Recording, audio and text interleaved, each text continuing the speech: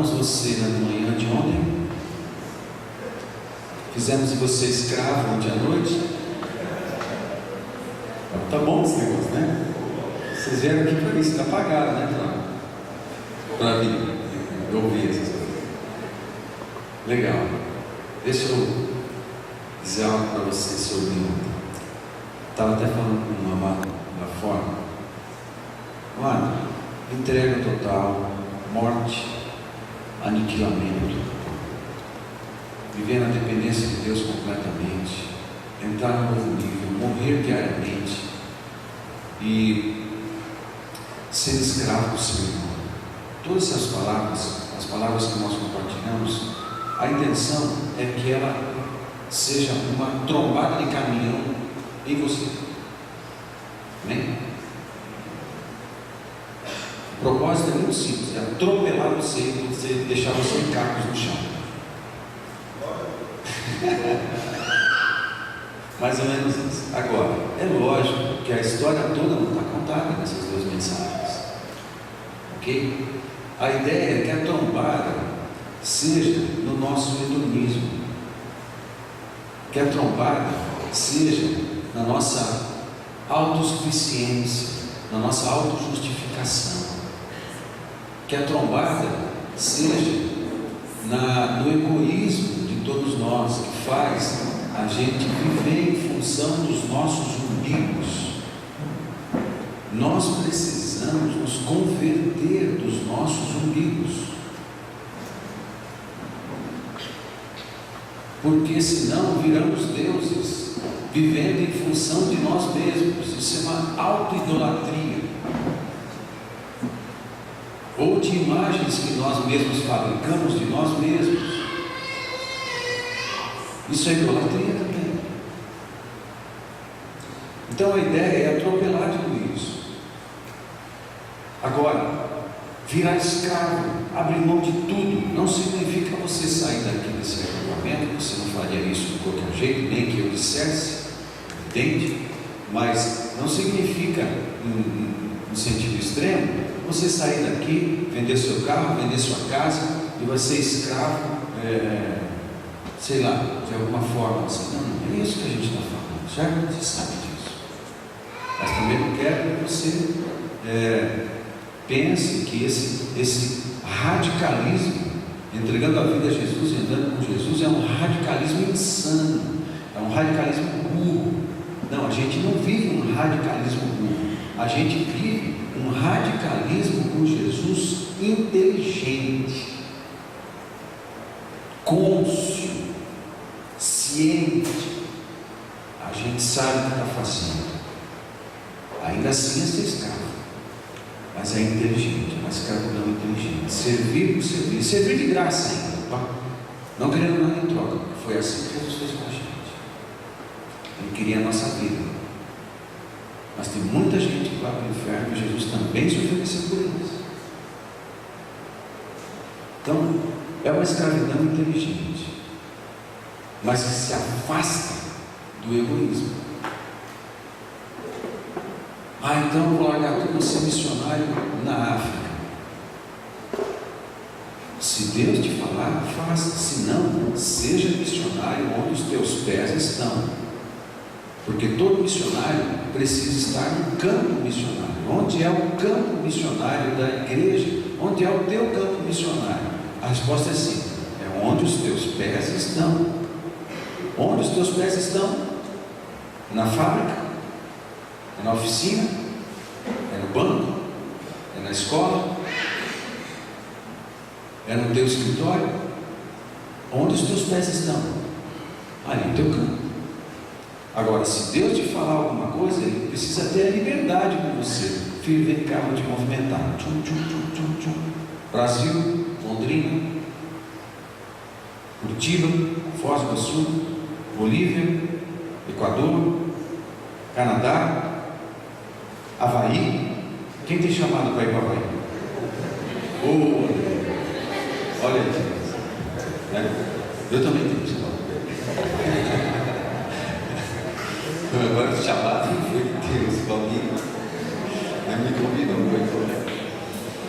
Então, África, Indonésia, janela 1040 e as demais janelas missionárias que estão abertas. Então, Deus vai te movimentar por causa do teu espírito missionário. O espírito missionário que tem um cara que está no meio da África tem que ser o mesmo espírito missionário de alguém que está morando em Rolândia, nasceu em Rolândia, viveu em Rolândia e vai morrer em Rolândia. O espírito missionário que tem nesse cara, nascendo e morrendo em Rolândia, tem que ser exatamente o mesmo do cara que vai para a Indonésia. Porque Deus pôs ele num canto e ele vai exercer o seu sacerdócio ali. Pode ser que você não abra mão da sua casa, do seu carro, da tua grana, do teu trabalho, que você deve ganhar bem por isso. Pode ser que você Deus jamais peça alguma coisa para você se movimentar, como fez comigo e com a minha família. Porque no meu caso, Deus pediu para me movimentar. Quando eu saí de São Paulo, eu deixei o pastorado titular, eu deixei a minha empresa lá. Eu tenho minha empresa lá. Deixei a minha família, deixei meus amigos, deixei um relacionamento com pastores da cidade precioso que tínhamos no tempo lá e ainda tem, só que agora afastado. E viemos de São Paulo para Londrina com R$500 no bolso. E deixamos tudo, não. Salário pastoral? Não. Rendimentos da empresa? Não. Em todos os relacionamentos.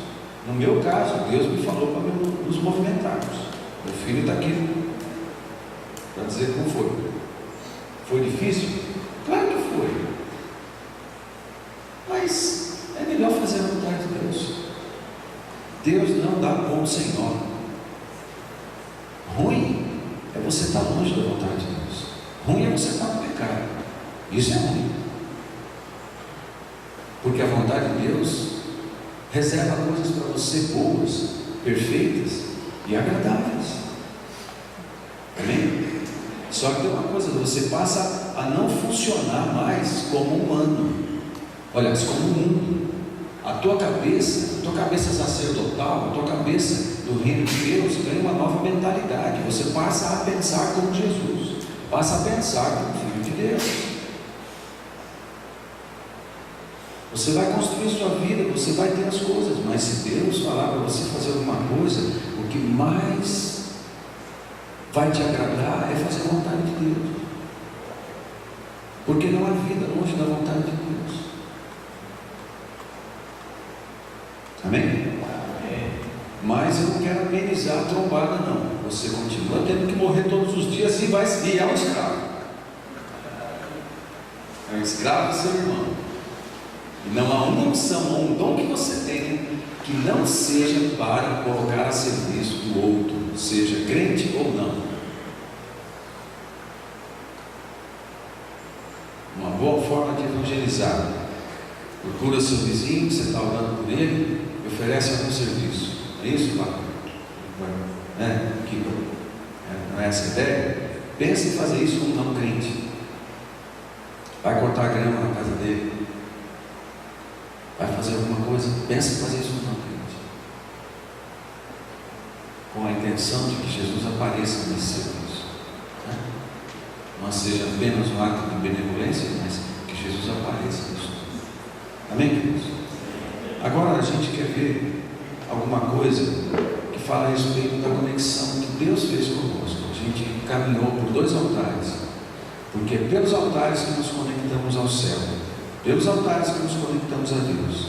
Mas Deus se conectou a nós por Jesus Cristo e teve uma caminhada nessa encarnação, nesse esforço de se conectar com a humanidade. Jesus, Deus, Criador, precisava se conectar comigo e com você em alto nível, da maneira mais real, mais expressiva, mais pactuante, mais intensa, mais integral, mais ontológica que pudesse se fazer. Sabe o que é ontológica? Ok, bom exercício. Você chega em casa aí com o dicionário, descobriu o que é ontológica. Diz respeito ao ser, direção, né? Diz respeito ao ser, uma expressão filosófica. Ontológico é o teu ser, algo que diz respeito à tua essência.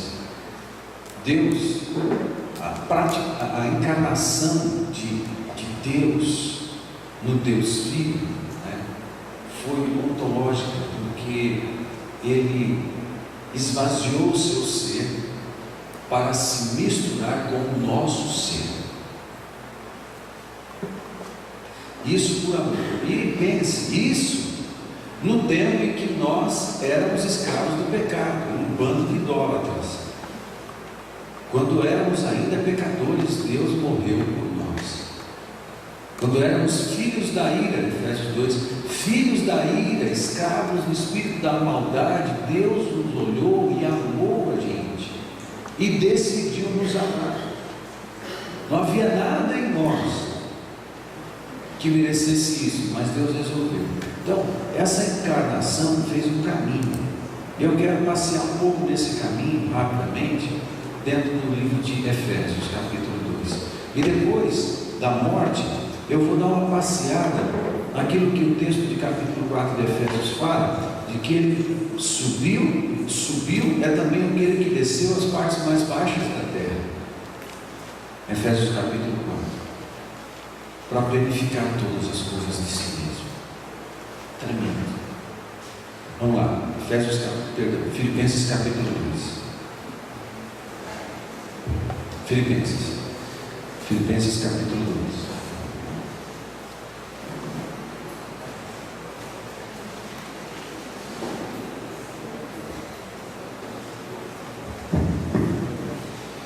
Filipenses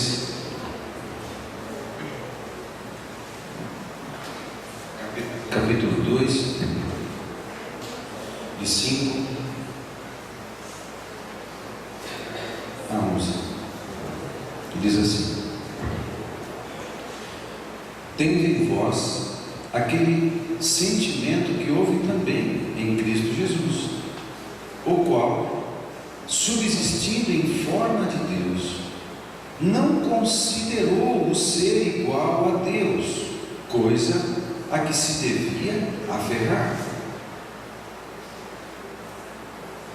mas esvaziou-se a si mesmo, tomando a forma de servo, tornando-se semelhante aos homens, e achado na forma de homem, humilhou-se a si mesmo, tornando-se obediente até a morte, e morte de cruz.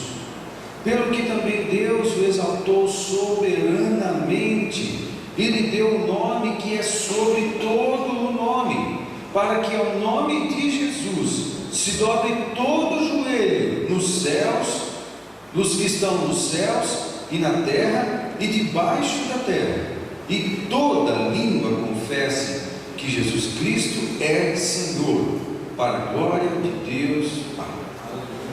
Amém? Deus cria a humanidade. Provavelmente essa conversa entre Deus Pai, isso que eu estou falando agora não está escrito na Bíblia, tá? Estou montando um cenário, ok? Que é com base nas informações que a Bíblia nos dá. Mas isso que eu estou fazendo é uma ilustração, que é o que eu vou falar agora. Provavelmente Deus Pai, Deus Filho, Deus Espírito Santo, os três sentaram para conversar, os anjos ficaram esperando, sentaram para conversar antes da criação do mundo e pensaram: vamos criar o homem. Deus falou: vamos criar o homem. Aí Jesus falou: boa ideia, legal, Pai. Espírito Santo: pô, muito bom. Todas as ideias que o Senhor tem são muito boas, né? Por isso que eu adoro o Senhor, né? Sabe que a Trindade se adora, né? Amém? Fica pensando nisso, né? Ok? Aí, pô, valeu, Pai, a gente está nesse negócio. Pô, só que eu vou criar um homem, porque Satanás já tinha pecado, já tinha acontecido a revolta lá no céu. Um terço dos anjos já tinha escolhido o mal, né? ficado do lado errado, né? Muito mal, né? Aí, Deus, havia um problema no universo, porque houve um pecado no céu, e quando Satanás foi lançado fora, ele foi lançado provavelmente por essas bandas aqui no universo, ok? Eu já tinha criado, eu não sei a ordem cronológica dessas coisas, então eu estou montando um cenário. E agora é curioso que na queda de Satanás, ou quando ele foi lançado fora, ele não escorregou do céu e caiu, não, ele foi jogado fora, diferente, né? Quando foi lançado fora, parece que ele caiu por essas bandas aqui no universo. Aí, a Trindade reunida, vamos criar o homem. Por quê? Porque não é justo que qualquer lugar criado no universo continuasse sujo pelo pecado. Satanás precisava ser julgado, ele precisava ser preso, condenado por causa disso. E na soberania de Deus, não me pergunte por quê, eu não sei. Só posso dizer que na soberania de Deus, Deus escolheu, parece que expandir o seu reino até cobrir toda essa área onde Satanás tinha caído, através de um ser que tivesse a liberdade de escolher adorar a Deus por si só. E Deus cria a humanidade, Deus cria um homem e dá uma missão para ele, que era de expandir os limites do jardim, expandir os limites do reino de Deus, até que toda a terra ficasse coberta por esse jardim, que era um endereço do céu na terra. Havia caos fora do jardim, porque onde Satanás está, tudo fica caos, porque ele veio matar, roubar e destruir. Onde ele toca, ele destrói, suga a vida, é vampiro. E Deus resolveu usar um homem, um ser pequeno, e que tivesse a capacidade volitiva, comparar a Deus, a semelhança de Deus. O que é capacidade volitiva? É a capacidade de exercer vontade. Nós somos semelhantes a Deus, Ele nos fez a sua imagem e semelhança. Ele nos fez com uma capacidade de pensar e raciocinar, nos fez com uma capacidade de sentir e ter emoções, e nos fez com uma capacidade de tomar decisões, é uma capacidade volitiva. E nós, não criados como robôs ou como bonecos, manipulados por Deus, Deus cria o homem e fala assim: me segue. Olha, como você não é boneco, eu vou botar uma lei no jardim, uma árvore do conhecimento do bem e do mal. Tem que ter uma lei. Liberdade implica em lei, porque se não existisse, se ele tivesse essa liberdade, mas não existisse lei nenhuma, essa liberdade seria manipulada.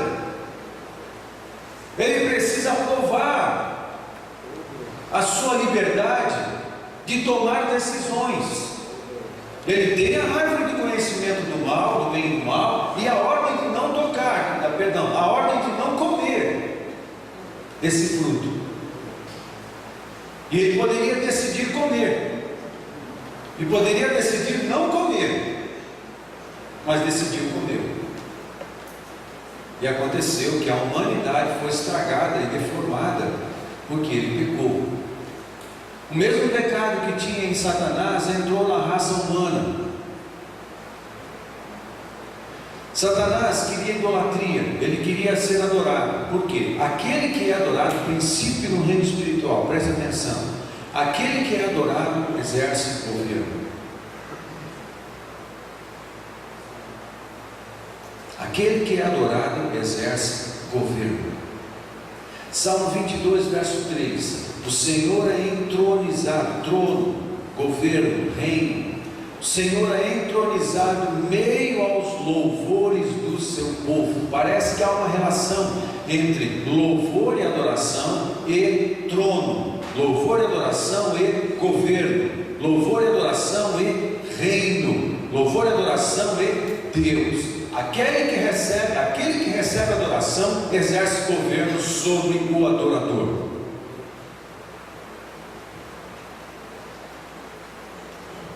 Boa receita para que o governo de Deus, o reino de Deus vá se estabelecendo dentro de nós cada vez mais. Adore, adore, adore Jesus, adore Jesus.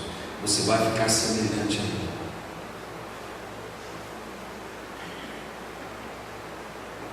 Satanás quis adoração para si, porque ele queria ser Deus, de exercer governo sobre as pessoas. Se rebelou e foi lançado fora. Quando o homem peca, esse caráter malignizado, esse caráter demonizado entra em Adão e entra na humanidade. Nós todos estávamos em Adão. Nós todos estávamos lá. Potencialmente. Por isso, a natureza maligna, a natureza decaída está em nós, porque nós somos filhos de Adão.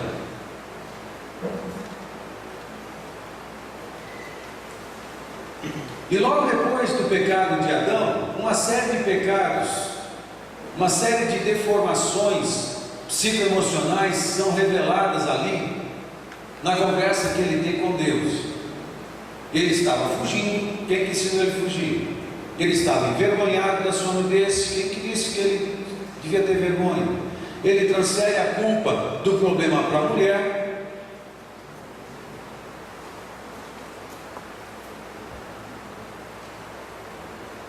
A mulher transfere a culpa para a serpente. E, em última análise, a culpa é Deus, o que criou a serpente.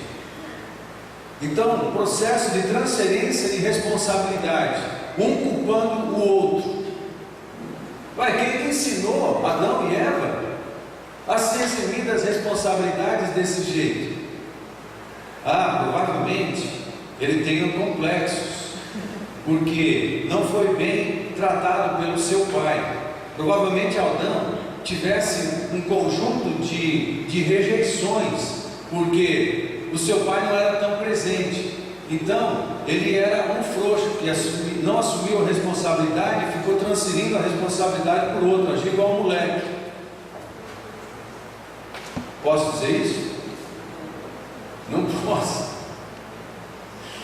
Mesmo que nós tenhamos problemas com os nossos pais, a questão da rejeição tem muito a ver com o pecado em nós, não apenas com a ausência de paternidade. Os nossos pais não são culpados de tudo. O pecado em nós nos estragou. E mesmo que o meu pai seja o melhor exemplo de pai na face da terra, eu ainda vou conviver com uma grande dose de rejeição, porque tem a ver com o afastamento que o pecado provocou entre eu e Deus, o meu grande e supremo Pai. O teu pai terreno pode ser perfeito, mas nós fomos criados com uma programação para estarmos em comunhão com Deus, Ele sendo nosso Pai eterno. E o pecado nos separou dessa paternidade. Então nós sempre teremos problemas de rejeição, e é por causa do pecado.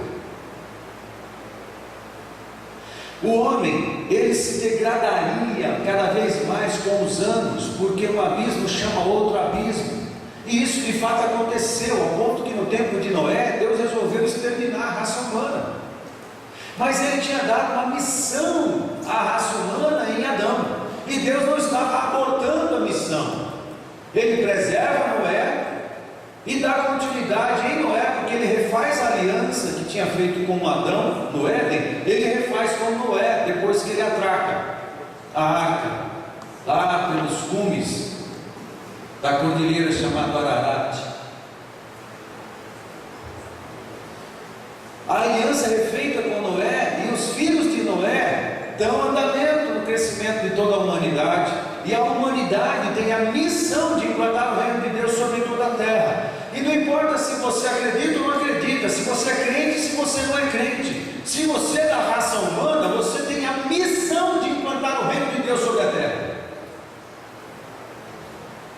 Então essa questão de conceito missional, de mentalidade missionária, não é privilégio só de um ou outro que a gente bota grana para ele fazer missões na África. O conceito missional, a mentalidade missional, ela é da raça humana, porque Deus cria o homem com a missão de implantar o seu reino. Se você é da raça humana, você é um missionário, quer você acredite ou não.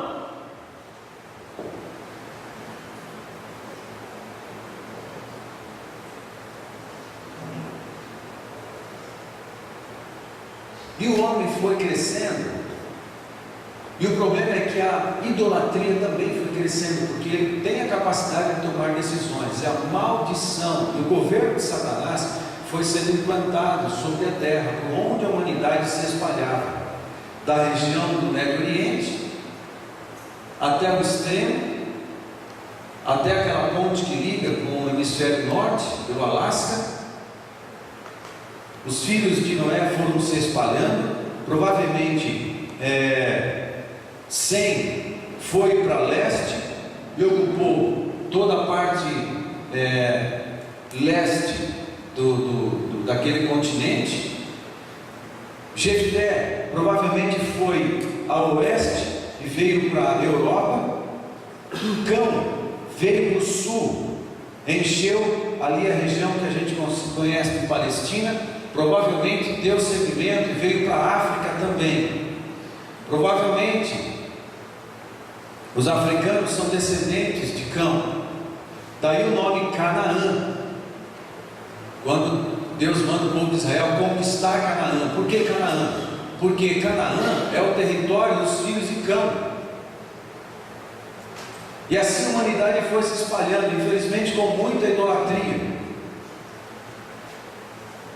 E essa idolatria foi se multiplicando, maldição sobre maldição, sobre maldição, sobre maldição, sobre maldição, sobre maldição. E a cada geração que vinha depois herdava esse colosso de maldições, uma em cima da outra.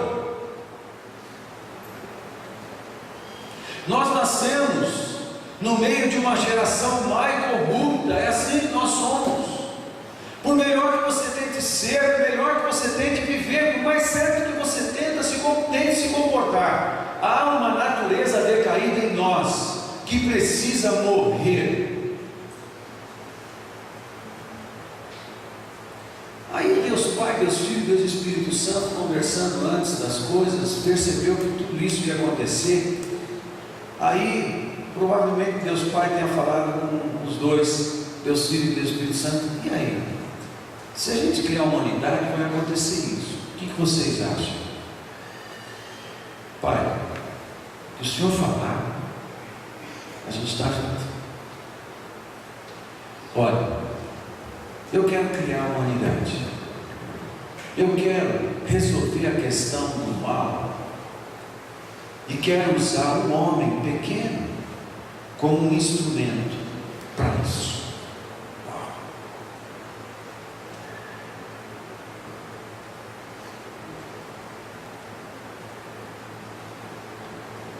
Mas eles vão cair em pecado, porque eu vou dar a capacidade deles tomarem decisões. Ninguém é obrigado a ir para o céu. Ninguém é obrigado a ir para o céu. Você pode escolher o inferno se você quiser. Ainda hoje. Muito simples. Você pode escolher o pecado ainda hoje. Você pode escolher fazer sexo antes do casamento ainda hoje.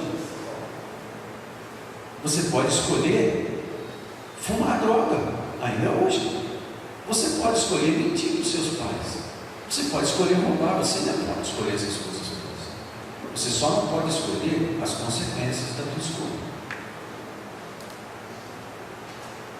Isso você não pode escolher. Se você escolher o pecado, sofrerá as consequências. Se você escolher Deus, vai ser digno dos céus e do seu reino, e vai se submeter a uma paternidade perfeitamente em amor. Ok? O que você quer? Mas para viver em comunhão com Deus, a gente vai ter que viver na contramão do mundo, porque teremos aflições no mundo. Isso é consequência. de escolher a Deus, de escolher a Jesus. E a gente não pode se livrar delas. Quando Jesus fala para assumirmos a nossa cruz, para perdermos a nossa vida por amor a Ele, é consequência de andar com Jesus. Aí Deus olha para o Filho e para o Espírito Santo e olha, se criarmos os homens, eles vão se perder e a gente vai ter que resolver isso, porque eles não vão conseguir resolver isso sozinhos. Nesse caso, a gente vai ter que fazer alguma coisa. Aí Deus, Filho e Espírito Santo, e aí, o que você acha? Bom, há várias possibilidades, vamos ver o que o Pai acha. Pai, o senhor tem alguma ideia? Aí o Pai fala assim, sim, eu tenho. Eu tenho um plano para resgatar o homem. Muito bom, Pai. O senhor é muito bom mesmo. Fale para nós. Aí o Pai fala assim, meu plano, filho, você vai ter um papel muito especial. Pode falar, Pai. No meu plano, como o homem não vai poder resolver esse problema sozinho, porque o pecado gera morte, e ele vai se distanciar da minha comunhão. E eu dei uma missão, vou dar uma missão à humanidade que eu não vou tirar. Eu vou precisar que você deixe a glória, transforme-se em um homem, assuma a humanidade plenamente, e você vai encarnar como um homem, vai entrar na humanidade pela única porta que eu criei, que é a porta da mágoa. Por isso o ladrão entra às escuras pela janela e pela porta, pulando o muro, mas Jesus não. Por isso o demônio está aqui na humanidade como intruso. Ele não entrou pelo único lugar que Deus criou, mas Jesus entrou. Por isso ele não é ladrão e também não é intruso. Ele se fez homem como eu e como você, humano como eu e como você, entrando na humanidade pela porta da mágoa do nascimento. E porque ele é homem, ele recebeu a autoridade de um homem. Salmo capítulo 15 fala assim: os céus são os céus do Senhor, mas a terra deu a ele, aos filhos dos homens. Há uma autoridade e há uma abrangência dessa autoridade que Deus deu à humanidade. Jesus, como homem, ele tem poder e autoridade para dar andamento à missão que Deus deu a Adão. Ele é homem, ele pode ser rei nessa terra, porque ele é homem, porque Deus deu. Os céus são os céus do Senhor, mas a terra deu a ele, aos filhos dos homens. Porque Jesus é homem, ele pode ser rei aqui.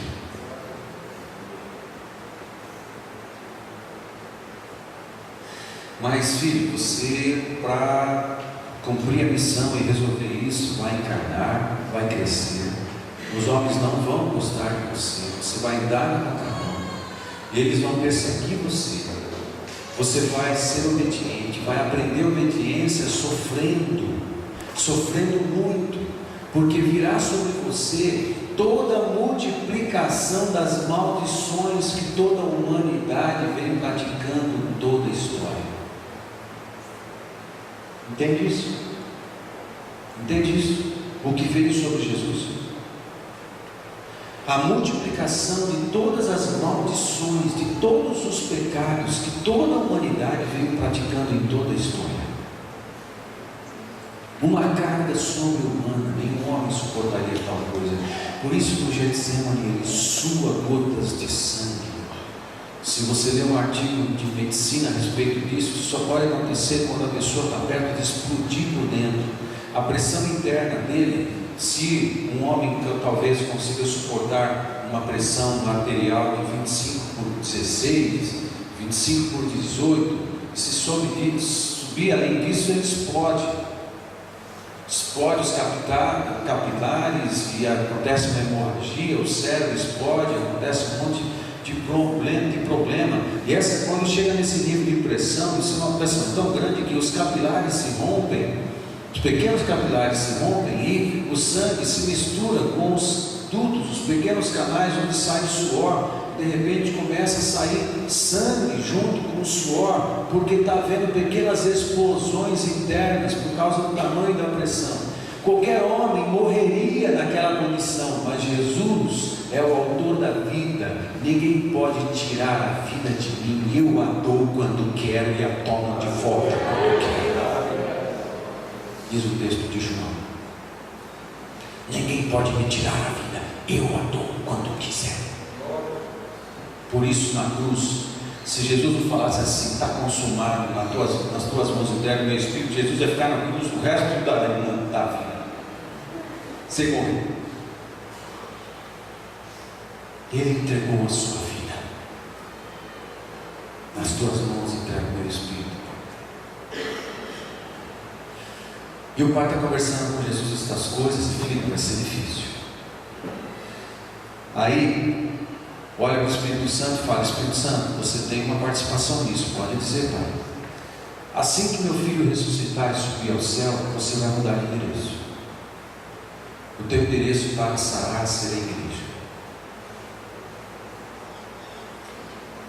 E você vai morar com os homens na terra. Ele falou: Pai, se esse é o teu plano, então esse também é o meu plano. Jesus, o que o Senhor acha? O que você acha? Filipenses capítulo 2 fala assim, que ele não levou em conta o ser Deus e esvaziou-se de si mesmo. É como se Jesus naquele momento, para tomar a decisão, olhasse o céu e a sua glória, olhasse todas as questões espirituais ali, os seus servos, os anjos, o louvor, a adoração, a riqueza, a presença do Pai, a amizade do Pai, a companhia do Pai, a adoração de muitos jeitos, o som dos muitos e muitos instrumentos que nós não conhecemos aqui, porque com toda a respeito meus irmãos músicos, esses instrumentos eles são um lixo perto dos que tem no céu. Lá tem baterias que você nem imagina. Quem são as baterias? Quando você vê a bateria no céu, você vai cair chorando. Primeiro de tristeza que você teve que tocar num negócio parecido com isso. Depois de alegria, porque vai ter uma bateria gigantesca. Os teclados do céu, meu irmão, isso aqui é um detalhe, é nada. Agora os teclados do céu, eles emitem sons diferentes. E tem os querubins, os caras, eles têm instrumentos musicais no corpo. Parece que Lúcifer era um desses caras, cheio de pedras preciosas, e cada uma das pedras emitia um som. Ele sozinho cantando tinha um acompanhamento de uma gigantesca orquestra, mas era tudo som saindo dele mesmo. De cada pedra saía um som diferente. Muitas flautas, né? Ó, perto das flautas que tem no céu, a sua é muito lixuda, mas as flautas que tem no céu, Jesus olhou todo esse conjunto de coisas, essas belezas todas. Aí, quando ele volta o rosto para baixo, ele vê você. Quanto mal? Camila. Aí o Pai pergunta a Jesus: toma a decisão. Aí Jesus olha o céu, toda aquela grandiosidade, aquela beleza. Aí ele volta os olhos para Camila. Olha o céu, olha a Camila, olha o céu. Será que vale a pena? Olha a Camila, é só a Camila. Aí Jesus olha o céu. Quando ele olha a Camila, ele fala assim: Pai, vale a pena. Eu estou nessa. Pela Camila vale a pena. Eu vou abrir mão de tudo isso. Quanto não? Aí Jesus olha o César e fala assim: mas olha o César, Pelo César vale a pena, Pai. Eu vou abrir mão de tudo isso aqui pelo César. Aí Jesus, olha, o Rony, cadê o Rony? Cadê o Rony? Rony. Jesus olha o céu, todas aquelas coisas, e olha o Rony. E fala assim, vale a pena,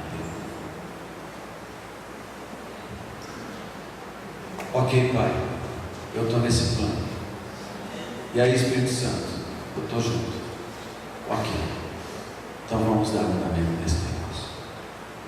A humanidade vem à existência, acontece tudo o que aconteceu, e no tempo certo, na plenitude dos tempos,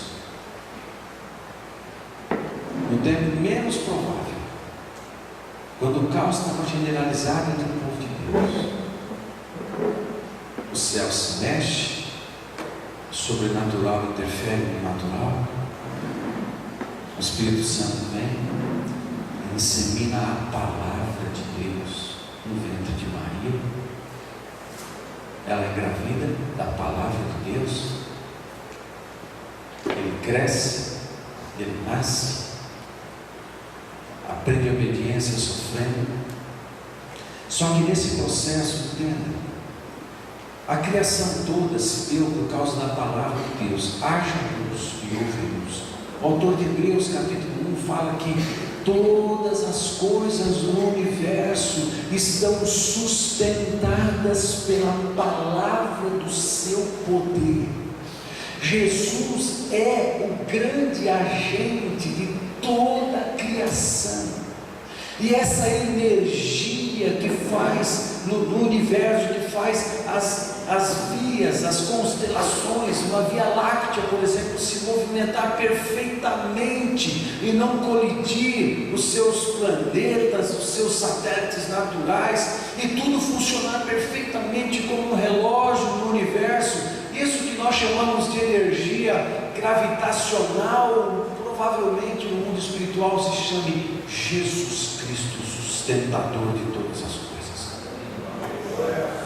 Isso que a gente chama de gravidade, que faz a gente ficar preso nessa terra e não ficar solto pelo espaço, e que segura a gente aqui e nos dá uma estrutura. Você pode dar o nome que você quiser, que a ciência der para isso, mas nós podemos dizer que isso se chama Jesus Cristo, sustentador de todas as coisas, de toda a matéria, de toda a macromatéria, de toda a micromatéria, desde uma grande constelação até o átomo e até a menor partícula que hoje já se conhece. E se você dividir essa pequena partícula em trilhões de outros pequenos pedaços, Jesus ainda vai conhecer cada uma dessas partículas intimamente.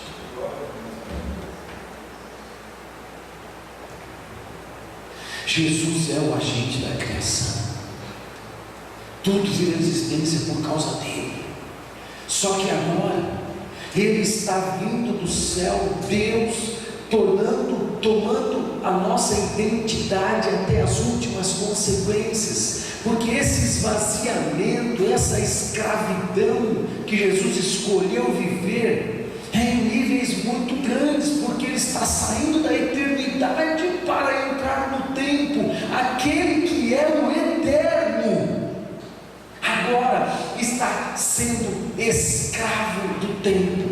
Aquele que era soberano e podia tomar todas as decisões que podia, que quisesse, agora ele se torna escravo do tempo e do espaço.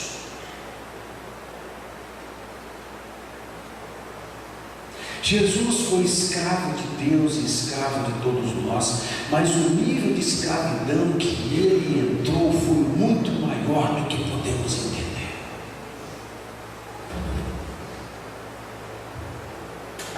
Ele se fez escravo do tempo e do espaço. Ele se fez escravo de todas as limitações que nós temos em nossa raça humana. Ele se esvaziou. Ele se esvaziou de suas prerrogativas divinas. Ele era Deus. É um grande mistério, a gente não sabe explicar isso direito. Ele era Deus, mas ele era completamente homem.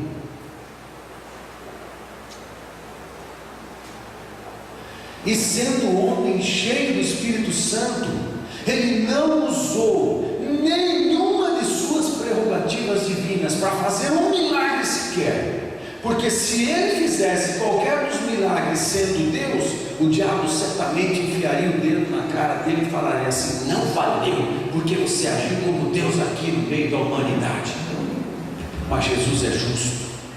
Ele sofreu tudo o que sofreu, assumiu tudo o que assumiu, mas não usou de nenhuma prerrogativa divina para fazer qualquer um dos milagres. Tudo que ele fez foi na dependência do Espírito Santo. E entenda, tudo que ele fez, nós podemos fazer muitas vezes mais, porque o mesmo Espírito que plenificou Jesus é o mesmo que plenifica a igreja, é o Espírito Santo que entrou nesse plano.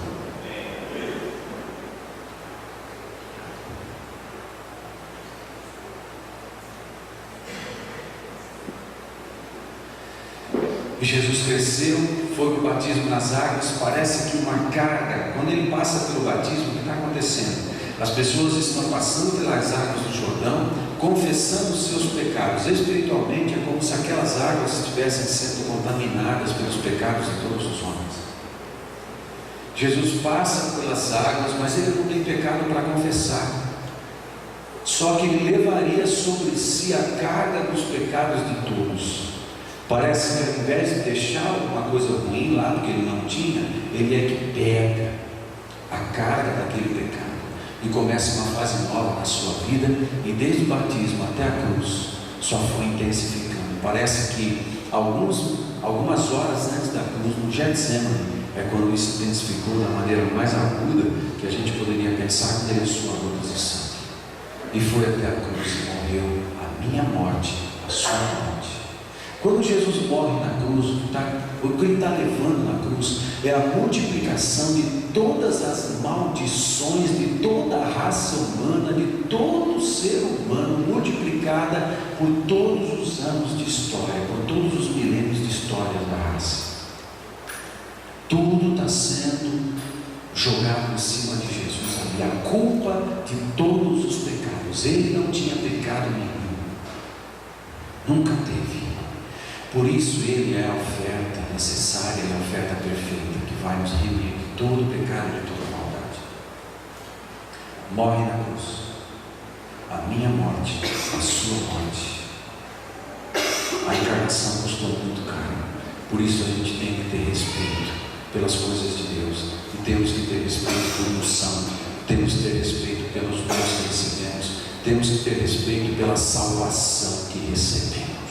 Respeite a salvação que você recebeu de Jesus Cristo, porque ela custou muito caro.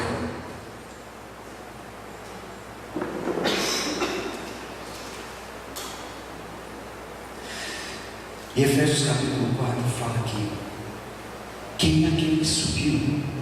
Vamos ver. Aí ele morre.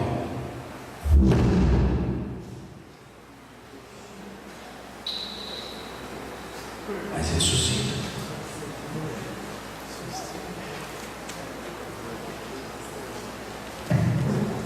E Efésios capítulo 4 fala assim: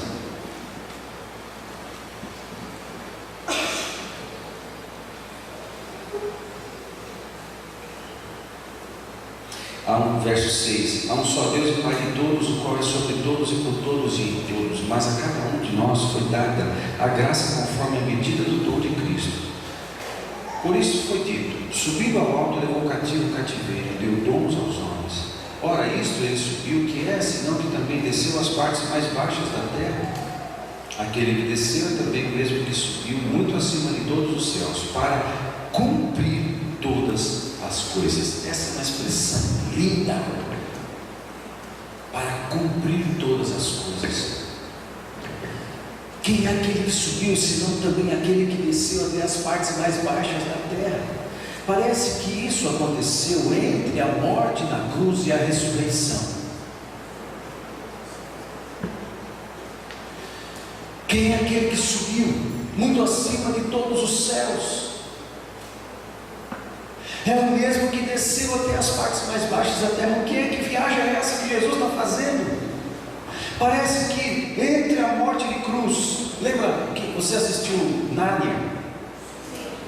Lembra quando o leão se oferece no lugar do Pedro? E ele vai para o altar. E a inimiga lá, oi? Do Edmundo. Pedro era o mais velho, né? É isso mesmo. Mas o Pedro também. Aí ele vai, só que a feiticeira, ela não tem revelação para entender o poder do sacrifício vicário, o poder do sacrifício substitutivo. Ela não tem sabedoria para perceber os planos do amor de Deus, e ela concorda com a morte do leão naquela pedra. Por quê? Porque ela não tem revelação, ela não conhece os segredos de Deus, os segredos do seu amor. Ele morre naquela pedra. E a morte do leão naquela pedra dá direito dele resgatar Edmundo, de resgatar todos. Satanás, quando ajudou a levar Jesus para a cruz, ele não sabia que com a morte do Cordeiro na cruz, ele estaria sendo aniquilado, as suas forças, os seus poderes estariam sendo aniquilados quase que totalmente. Por que ele então incentivou e ajudou a levar Jesus para a cruz para morrer? Porque ele não conhece, Satanás não conhece os mistérios do amor do nosso Pai.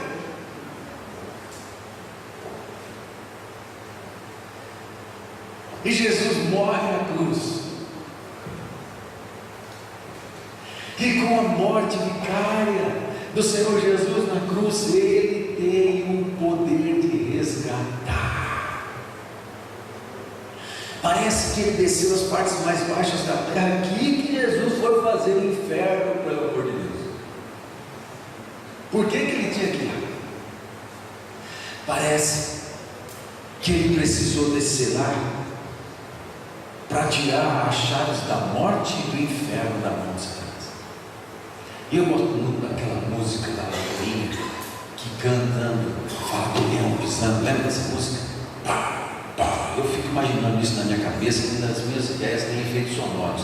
Aí eu fico pensando, né, assim, Jesus chegando como um leão lá no inferno. O inferno está em festa. O inferno está em festa porque Jesus morreu. Agora a gente está livre para fazer o que quiser com a humanidade. O Filho de Deus morreu. A gente está perseguindo o Filho de Deus desde sempre, quando quis matar os recém-nascidos lá no Egito. Satanás sabia de alguma coisa que Deus estava pensando para salvar a humanidade, mas não sabia nem o que.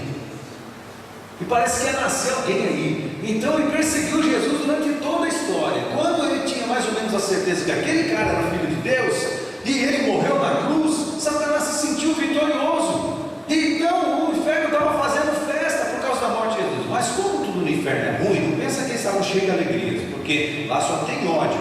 Então eles não estavam festejando com alegria, bebendo, enchendo a cara. Eles estavam um matando o outro. Porque é assim no inferno. Por quê? Ou você acha que o demônio fica feliz? Não, porque a felicidade é própria dos filhos de Deus. Eles não são felizes. De alguma forma que eu não sei, eu também não quero saber como que é a festa do inferno. Eles estavam festejando e Jesus entra. Imagina Jesus assim. As portas do inferno não prevalecem sobre a igreja. Assim, para mostrar, Jesus mete o pé na porta. Plá, plá. Aí os demoninhos de guarda que ficam lá assim, perdem a voz.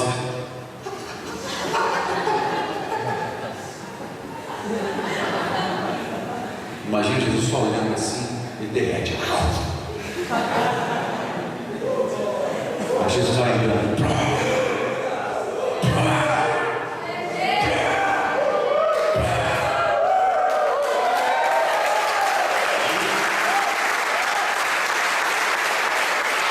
Aí os demônios que estão pela redondeza vão derretendo. Jesus chega, alguém corre avisar o teu confusão.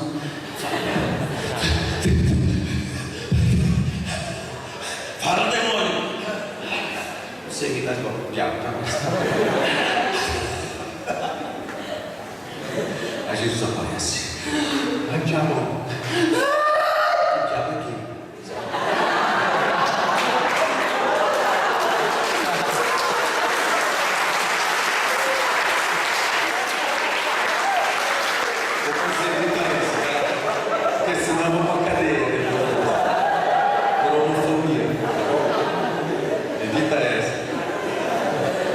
Aí, Jesus é o Todo-Poderoso, a confusão fica largada. Jesus pega as chaves do inferno e da morte. Satanás não tem as chaves nem da morte.